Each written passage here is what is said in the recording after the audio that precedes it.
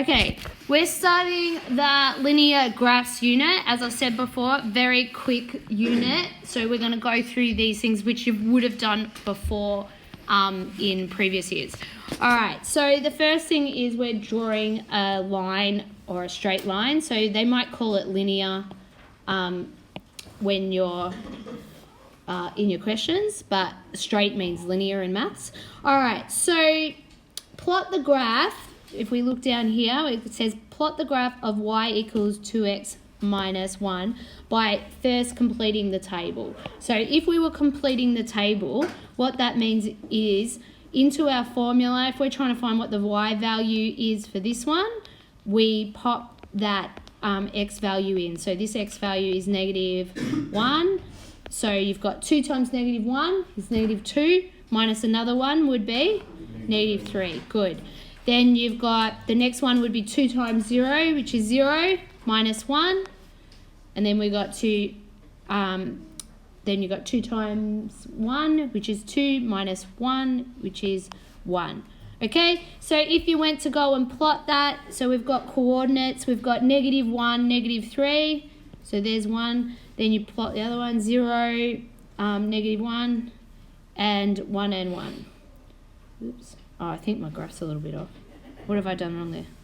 No, the spacing's just different. Yeah, it's a bit weird. Sorry. So then you would just go and plot that.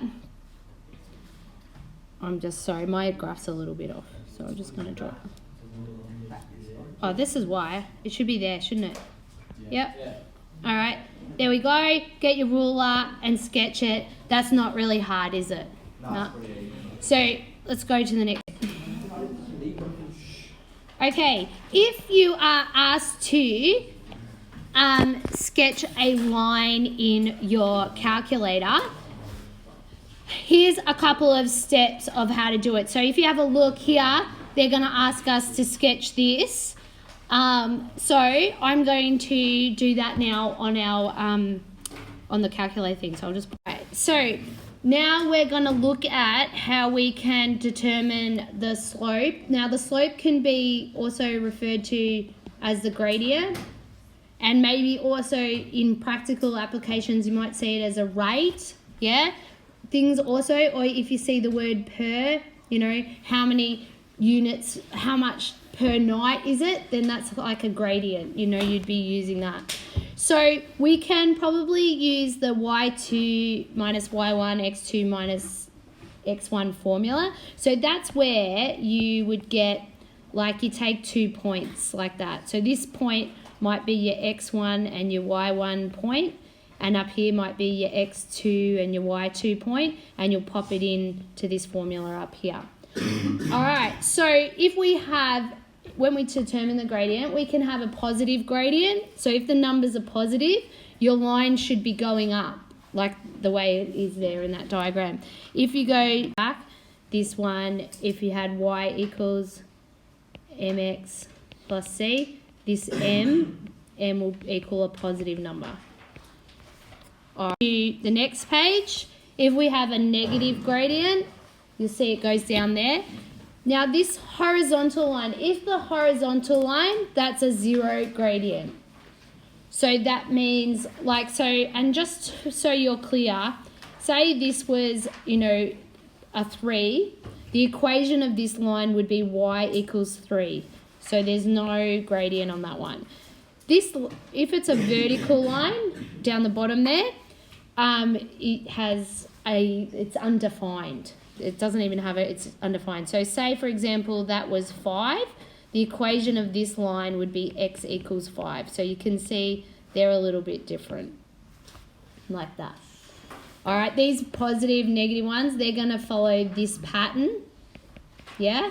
And where this number here, the m, will be negative if it's a negative gradient, and if I... So let's keep going. So if I give you this question, like or before, find the slope of the line with the points 1 and 4 and 4 and 8. So they might say gradient, and you might also be given a line in a, because what you're going to see in further next year is that you might be asked to manually find maybe the gradient of a line. So you're just going to grab 2 points and then you'll find it using that. So we'll use this method here. So here's our 2 points. So I'm going to call the first one x1 and y1, and I'll call the second one x2 and y2. So write out your formula. Your gradient equals y2 minus y1 over x2 minus x1, and then just substitute those numbers in. So for me, y2 was 8 minus 4 over 4 minus 1. So we end up with 4 over 3. That's our gradient. It doesn't matter which point you call number 1 or point 2, just as long as you're going to call this guy x1, his partner has to be y1, if that makes sense. All right, so the next one, let's find the slope. We would do exactly the same thing. So we can go y2 minus y1 over x2 minus x1. So I might label the points differently just to show you. So I'm going to call that one the second one, this one the first one. So I would have 10 minus 2 equals 0 minus 4. So I end up with 8 over negative 4, which would be negative 2. So there's the gradient or the slope. So we've been used to calling the slope by the letter m, the gradient m. Later on when we do ours, we're going to change. Our formula is going to look like this, a plus bx. So what's m and b are the same thing. That's a gradient. They're just going to change letters. There in further maths, we use different letters. All right, so find the slope of the line through the points 1 and 7 and 4 and 2 using the formula for the slope of the line. Give your answer to correct to 2 decimal places. So we're still doing the same thing. So let's go, we'll write our formula out. So that's how we find the formula. So then that hopefully will trigger us to label these two so that we remember, and then we'll substitute in. So y2 is 2 minus 7 over 4 minus 1. So we end up with negative 5 over 3. Now they've said to 2 decimal places, so you can do that on your calculator. Do negative 5 divided by 3, and we'll work. If it's negative 1 point, now it said 6.7 because it was 666 recurring. So there's the 2 decimal places. So a bit while later, you guys are going to do these questions here, but we're going to keep going. Okay, we're looking at this now. So we're going to find the intercept slope form of the equation. So if you look here, all that means here, and we've actually started talking about it before, this is the intercept slope method. So what you guys have been used to seeing is y equals mx plus c, where you knew that this was your gradient and this one was your y-intercept.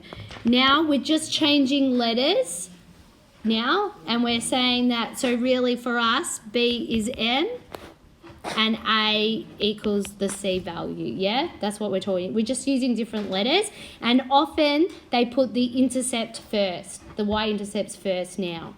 But it all means the same thing. So when they ask you in these questions, write down the y-intercept and slope of each of the following graphs. Just tell me. So if I write down, what's the y-intercept in this one, if you're looking at this equation here, what's the y-intercept? Good, negative 6. And what's the gradient? 9. Good. And what about the next one? What's the y-intercept? 10. And what's the gradient? Negative 5. Good, excellent. What about this one? What's the y-intercept? 2. No. What is it? 0. Good, there's no way. And then the gradient is negative 2. What about this last one? What's the y-intercept?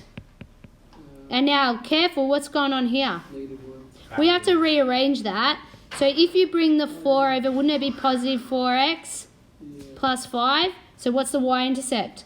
Oh, 5, good. And the b value or the gradient is 4. 4. That was a little bit of a trick, that one. Oh, isn't it everyone that has the x? Okay, yeah. Yep, that's right. So the gradient is the one next to the x. The one by itself is the y-intercept. As long as it's 1y equals something, yeah? All right, so write down the equations of these straight lines. So we're going to try and write it the way they said. They do the intercept first, and then we write plus 6b, because this is how we've been doing it. Okay, what about this second one? It'll be 2 minus 5b, and the last one, negative 3 plus 2b. So we're just trying to get used to using a as the y-intercept and b as the gradient. Alright, to the next page. Let's have a look. Now, sketch the graph. Well, we've already done this. That was the one we just did, I think, before. Yeah? So, for you guys, when you sketch it, you can just get... well, what we really want, we generally always want the y-intercept, but in general maths, we don't really talk about back in this area or down in this area. Why is that? Because we're often talking about practical applications, like might be number of people, so we don't go into the negative area. So generally we want to see the graph like this. So you might get the y-intercept, you might get another point, and then you draw your graph. All right, I'm gonna stop.